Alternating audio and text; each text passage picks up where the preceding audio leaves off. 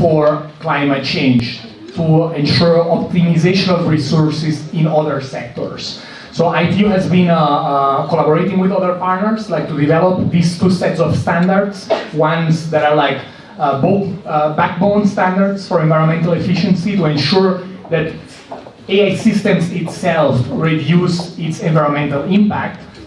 And on the other side, these are like problem-based AI standards, and the other ones are solution-based AI standards, and those are like the ones like really looking into the solutions and how AI can enable applications for climate change, but broader environmental goals and sustainability goals. So this is a bit, like to start a conversation, and when you are asking for developing countries, I think here we have like three main topics, and just like finishing here. The first one, we have still 2.4 billion people who are still unconnected. So for 2.4 billion people around the world who cannot participate in the digital revolution, they cannot participate in the AI revolution. So first of all, ensure meaningful connectivity for all. So this is like the first step. Second step is bridge the digital divide, the digital skills divide, especially when it comes to AI. And finally, to ensure access to data and computer power for everyone. So these are like the three main topics that ITU is working on. Thank you. Thank you so much. I have so many questions right now, but we don't have time. Because you said about computation, providing computational power for everyone. So now I'm going to go to Marc. And for example, with all this computational accelerated computing advancing, it's like, for me, it's evolving at an unprecedented speed. And how does it support sustainability initiatives, though, right? And I'm more curious, particularly in the climate change area, and maybe a bit talking about resource efficiency, because right now we're talking about sustainable measures that we discover in a few days or years that are actually doing worse than we actually think they're doing good. So tell us a bit about this. Thank you. Yes, thank you very much. I think it's a very interesting question you pose. I think we need to understand that accelerated computing is actually sustainable computing, and let me explain. Currently we have investments in the data center of roughly 1,000 billions a year. And that investment is still mostly done into traditional compute, which is CPU based. And that is highly inefficient, right? So if we can turn, let's say, from that traditional compute 20 to 30% into accelerated compute, and there are many cases where that makes sense, right? You would actually have better performance because you can achieve a goal faster, and secondly, it will be highly more energy efficient. Let me explain this also a little bit more in easy terms, right? If you do a task, a highly computational task on, let's say, a CPU server, and you need for that 300 servers, kind of called a cluster, right? If you would switch that to accelerated compute, if the workload permits it, you maybe could bring it down to 2-3 servers. And that's highly efficient. Even, of course, a server itself, of course, uses more energy, but overall, it's highly efficient. And if you would find, let's say, focus on where could we actually find workload that could be converted to accelerated compute, it would be a huge gain. Very interesting. Can you, a short question. Like, what do you think about the world of automotive? Because it's like now like a big question if the self-driving cars and everything else will going to be worse for the resource efficiency world or not. Well, automotive is just one appliance where you use accelerated computing, and it's as well in that field as well. And a car has kind of mini computer in there, right? So it's literally you compute the models in the data center, which again comes me to the same conclusion I was saying before. And then you put the model into a car where you have small little AI supercomputer. On our side, it's kind of a Jetson. We have a solution in that as well. And I truly believe in not too long time we will have autonomous driving being accepted, especially in, let's say, in highways and so on, and then they're going further to other areas as well.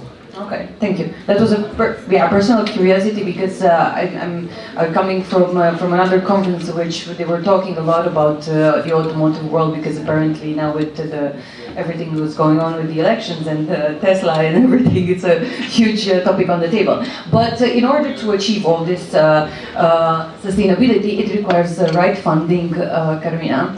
And financial foresight, I would say, which brings us to right? Okay. To a critical player in which we're working is the financial sector. So, yeah, maybe it's a generic question, but what are the roles of the financial institutions when we talk about sustainability and especially funding in sustainability?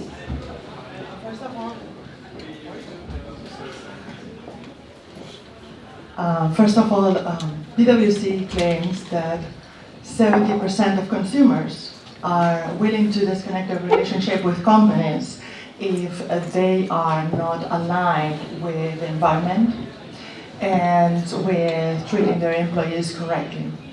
I think when you talk to banking customers, it's really important to see how they react. So doing qualitative interviews, when you talk to them, I think they really claim, and I had this from first hand, and I had the opportunity to talk to them and ask what is important for them. And transparency is very important, right? So to take responsibility from the financial sector.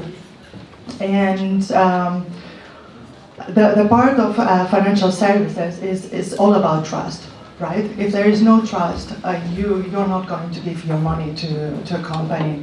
And that's why it's very important to have in financial services a very clear strategy for ESG. And I think the part that here it comes is how can we have with AI this strategy, right, with the power of accelerating computer, and how can we bring this forward. And one of the points is to have the ESG investment, right? So with the help of natural language understanding and generative AI, we can leverage a huge quantity of data right now that it was not possible before to do the right investments, to do the right ESG scoring for companies. And this was something that it was not possible. So we can support with the power of accelerated computer also the ESG development, and this is crucial. This is one of examples in investment, but we have also examples in the part of insurance and reinsurance with the climate risk modeling, using machine learning and deep learning, right, to forecast weather, and providing also these models. And accelerated computing helps actually to create this modeling. And it goes also beyond, and we have spoken about the carbon footprint, you know? I mean, created by the oil industry, not everything, all the bad practices have been on the right side, but I think the carbon footprint provides transparency to the users, to really the customers of banking, when they can see actually if their purchases are aligned with their personal values and with their sustainability also goals. And I think that this is very important. We are in a moment that we have to hear the customers, and from the financial institutions, they have to support all these sustainable activities. Thank you so much. I cannot help but notice when you're all talking of how AI is bringing together all the sectors. So it's such a evolution from being so siloed and everyone in their own track, and now AI is like forcing the world to do more of cross-sector collaboration and actually empowering one another and taking the benefits instead of just being oblivious to what the other sector is doing. So I find this fascinating. A bit harder to keep up with everything that's happening, but it's a good thing. And that we're talking about cross-sector collaboration, maybe we should go into IT and comms. And I want to ask you, Cornis, from the corporate sustainability assessment, what are the trends that you basically observed in data center energy use among companies in these industries? Thanks. I think a big issue in this discussion, of course, about the potential of AI, the elephant in the room potentially is energy use. And the research suggests that up to the end of this decade, power demand from data centers could double. So with that massive increase of energy use, power demand increase in millions of metric tons of greenhouse gas emissions. So we have to reduce our GHG emissions by over 40% by 2030. And if we assess companies from the IT and comms sector, we also look at how far companies commit to a goal of net zero greenhouse gas emissions by 2050. We see more power utilities committing to the goals of net zero, but we don't see enough from the IT and comms sector committing to net zero. So we're tracking progress on that. If you look at the different players involved, those who manage data centers, those who offer data centers on a leasing basis, and the big institutional users of data centers, we can look at the efficiency. We ask questions about the power use effectiveness of those data centers. Big efficiency improvements have been made over the last 15 years. If you look at the big players and the use of hyperscalers, etc., there is almost a plateau, one could say, in terms of level of efficiency. It's not going to take you all the way.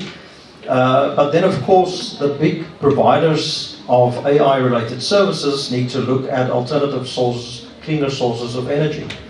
The big players like the California Big Five, they've all committed to 100% renewables for their data centers. And many of them in recent years have accomplished running their data centers 100% on renewables. But now, due to the massive increase of demand in the field of AI, they're going to struggle to stick to that commitment. And this is where they start to look at alternatives and reliable, stable energy supplies. Some may look at natural gas. Some are starting to contract the provision of nuclear power, which for some means a potential revival in the nuclear power industry, at least small-scale power reactors. We see from the IT and comms sector that at the moment the feedback we get on data centers is that about 62% of the power used is based on renewables. But as I said, it's not for granted which direction that may go in coming years.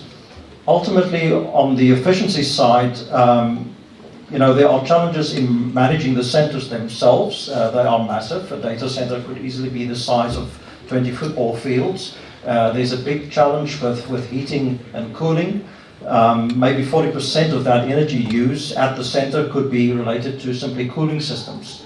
And that heat in the center presents an occupational health and safety challenge for the people who work there as well. So these are issues for the people who manage these centers, and we'd be very interested to see how that progresses in coming years.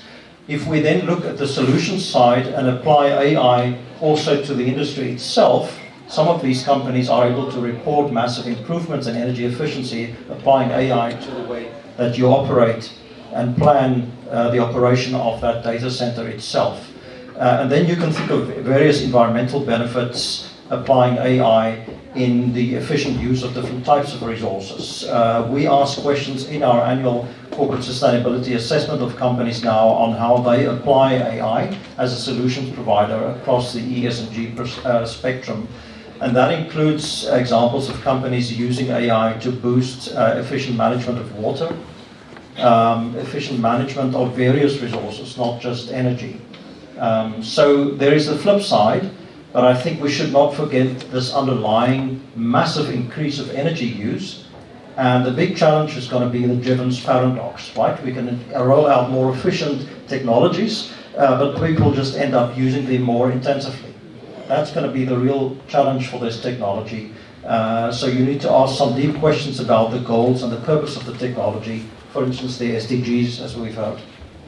Thank you so much. I always say something that you need to feel the pain in order to change, and I think that when it started with a trend, it's not a trend, it's a need for sustainability. At the beginning, it was not necessary for a lot of companies, and they didn't take it seriously. But right now, it's impressive to look at some companies who really can see the benefits, they don't put necessarily the revenue first, but they also see how they can make more revenue by really creating real impact and doing good and going towards carbon zero and so on and so forth. And these are the companies that should really be examples towards other, let's say, smaller companies, because I think that the companies you're talking about are really companies with a big maybe R&D and budgets, and really big companies who have the resources to invest in this. Yeah, I think the big thing is going to be the time frame. You know, we should stop thinking of a trade-off between sustainability and financial performance. Exactly. The question is the time frame you're working with. And I think for your smaller players, our financial institutions, if they are able to apply the long-term perspective, that's going to be highly helpful integrating the ESG in that longer-term decision-making. We're just in the beginning. We're starting. I think it's very clear that it's the beginning of the whole thing. In IT, we had the less impactful carbon footprint of a company. We had packaging that it was much more impacting, and now we see that suddenly IT is becoming, and it's consuming more energy, and it's going to increase with the time. And I think because of that, we really need to rethink a little bit of what the strategy is for the future. Thank you so much.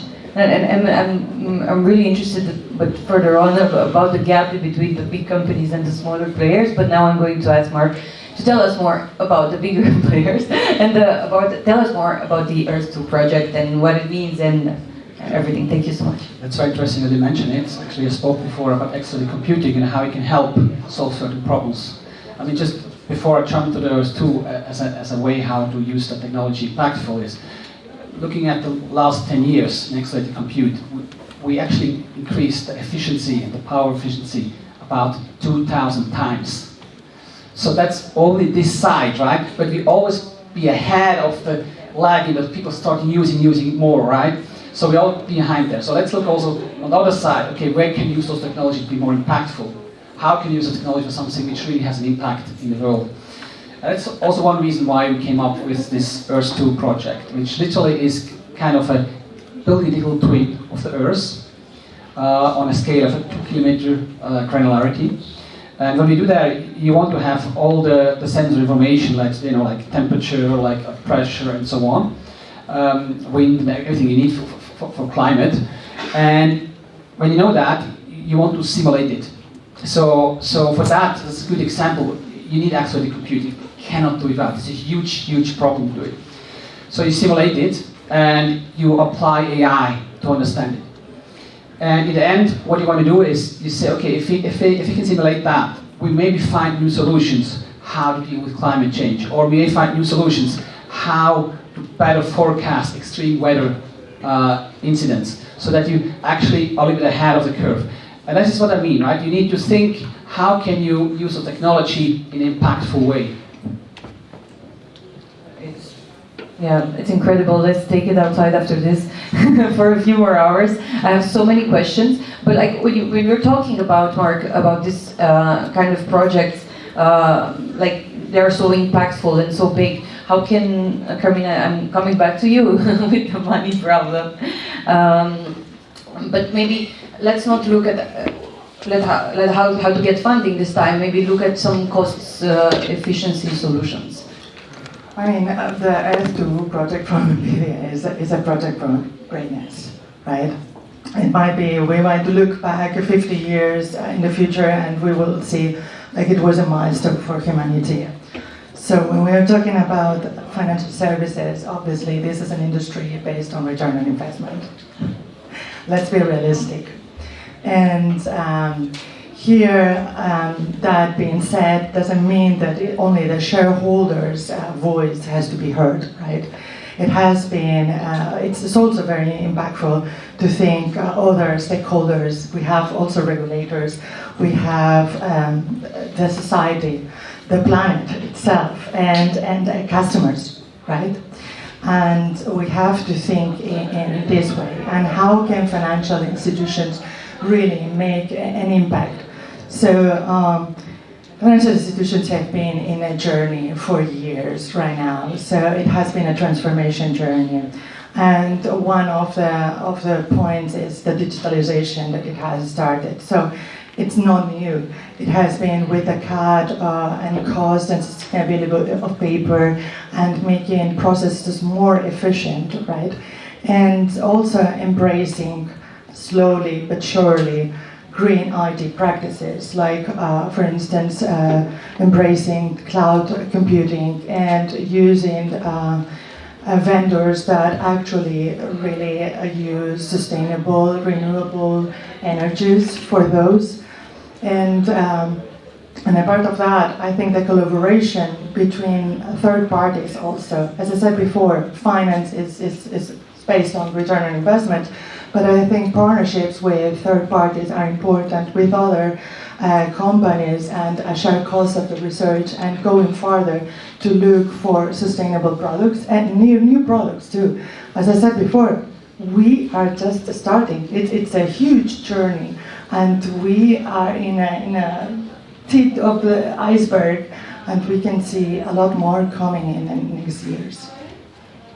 Fascinating.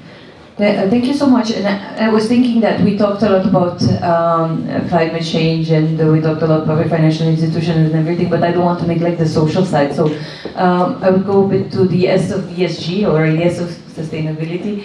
Cornis, and can you tell us more about how AI can bring more risks or opportunities in the social sphere? Are there concerns when we talk about privacy, security, and so on? And how we can mitigate that if there are? Yeah, I think if we look at the social challenges, three obvious ones offer the diversity of chatbots available to people. I think in the bigger scheme of things, ultimately, there will be challenges of transition, but it will also open up new markets and new types of functions. I think if we look at privacy issues, we have to be very careful. There's security issues as well, hacking, technology breaches, data breaches. This costs companies potentially millions. And on the privacy side, the more these apps are on offer, you also have to think of the social, the human skills dimension and the psychological impact. For instance, on younger people when they start playing with personalized chats. I think there we have to be very careful. Maybe the biggest challenge for us is not to overestimate AI and give it autonomy in areas where it's not due, and we underestimate our own intelligence. So we assume that in certain functions we can give AI the responsibility, but the technology in some instances can be highly stupid, and we need to be sure that the technology is accountable and that people can understand the processes that led to certain decisions. So do not overestimate the technology and do not underestimate human intelligence as we look at the social consequences. Yes, Marc. Let me add something here. This is, of course, from a technology point of view. I think I see the next development in the whole field of AI is having a lot of agents, AI agents. What does that mean? Everybody of us will have in job and at home different agents. So we manage actually 10, 12, whatever, 15 AI agents ourselves, and they will do kind of service for us. So we'll still be in the, let's say, in the pilot seat, but we have to manage those AI agents for ourselves. Yeah. Thank you so much. The last question, we started with Guillem. We're going to finish with Guillem. Tell us more about what you've heard today here from your point of view, from whatever from what you're doing at AI for Good and the United Nations. More about cross-sector collaboration, because that's you work on all these sectors, and how do you see this, and how do you see this for correlation with the SDGs? Yeah, no, so really interesting discussion. I think there are a few main takeaways, I would say. First one on accelerating computing. We need for example, standards to ensure that all these new innovations, that will definitely, ensure more computational power and so on, but that these done in an environmentally efficient manner. So as I was saying, here a goal for all of you, there is international work being done on developing standards and best practices on how AI systems can operate in the most efficient manner. There are standards for cooling down data centers and others, all of these available online for free. So different companies can benefit from those open standards. Standards are published and are developed in a consensus-based, contribution-based process. So they bring the expertise from industry, academia, and member states. So when those are published, they have a really strong sense for compliance, for different companies to comply with them. So we have at the ITU a specific study group, study group 5, focusing on environment, electromagnetic fields, and circular economy, that really looks into those issues to ensure environmental efficiency of ICTs, including AI. So as a practical tool to ensure that these technologies don't harm our environment. Because as you were saying, just the energy demand is just going to raise, and we cannot further develop technology at the expense of our planet. When it comes to, for example, here it was said as well, minorities, vulnerable groups and communities. For example, children. Next week there is the World Children's Day, the UN World Children's Day, and one of the main aspects is how to ensure online children protection. And we have specifically an initiative on child protection online. So, for example, contributing in these kind of initiatives, we move from high-level talks to actual real implementation. That is what we want. And the ITU, we wanted to be here today to just move from these high-level principles to actual implementation. We did an AI readiness report with all our member states, and 85% of the respondents said that they have no AI policy in place. What this means? Basically that the majority of countries in the world that they cannot participate in the AI revolution because of course they are excluded, with 2.3 billion people not connected to the internet, and many of them being just rule takers instead of actually rule makers and standards developer makers. So that's the main problem. That's why the ITU, we have put together, first of all, first pillar, AI governance, to ensure that we move from high-level principles to implementation. We had the first UN AI Governance Day, May 29 this year. We're going to have the next one next year in July in Geneva, so please join us. I mean, it's quite close by. Then the second point is AI standards development to ensure, because this is what was recognized from those discussions, that from AI governance, from these high-level regulations and talks, you need actually real implementation for companies and different entities, and this comes with the standards. And finally, the capacity development part, bridge the digital skills divide. We have recently launched an AI Skills Coalition. It's going to become the most trusted platform for online resources on AI and other digital technologies online for the most highly IT professionals to students and other groups. So there are many ways in which the industry can participate. All as you said, these really cross-sectorial. All industries are involved, and there are definitely ways for all the community to be involved. And as we were mentioning, we, as the UN, we have the responsibility to provide a neutral platform for these discussions that is truly multi-stakeholder platform and where everyone can participate. So thank you. Thank you so much. Thank you so much. You inspired me, and I think we should do this again if everyone agrees. I don't think we have time for questions, but we invite you to ask us questions after the conference. So thank you so much.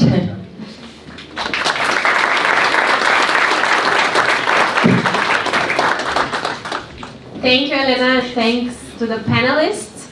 Unfortunately, we ran out of time, but we will have now a coffee break.